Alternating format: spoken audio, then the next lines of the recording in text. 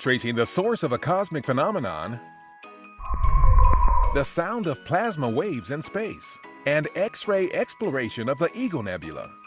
A few of the stories to tell you about this week at NASA. For the first time ever, our Fermi Gamma Ray Space Telescope has found the source of a high-energy neutrino from outside our galaxy. High-energy neutrinos are hard-to-catch particles that are believed to be created by the most powerful events in the cosmos, like galaxy mergers and material falling onto supermassive black holes. Fermi traced this neutrino back to a blast of gamma-ray light from a distant supermassive black hole in the constellation Orion.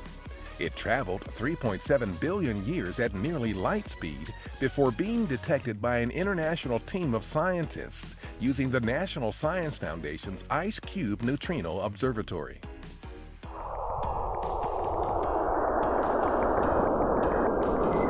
That's the sound of plasma waves moving between Saturn and its moon Enceladus. During its final orbits around the planet, our Cassini spacecraft observed for the first time that the plasma waves travel on magnetic field lines that are like an electrical circuit connecting Saturn and Enceladus.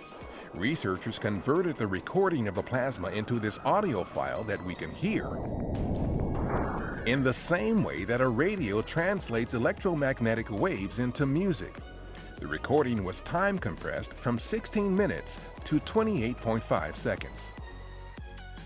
This new composite image of the Pillars of Creation, the spectacular star-forming region of the Eagle Nebula, about 5,700 light-years from Earth, combines X-ray data from our Chandra X-ray Observatory and optical data from the Hubble Space Telescope.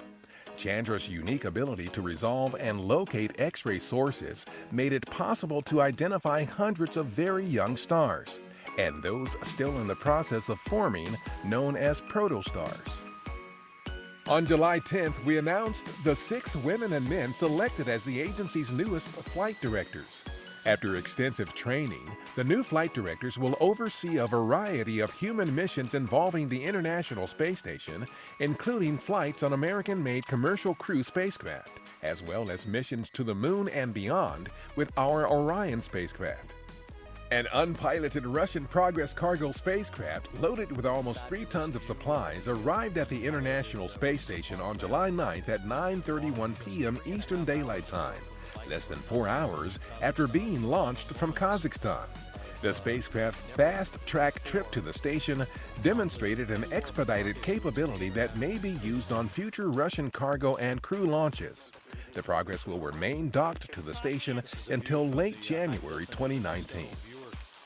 That's what's up this week at NASA. For more on these and other stories, follow us on the web at nasa.gov/twan.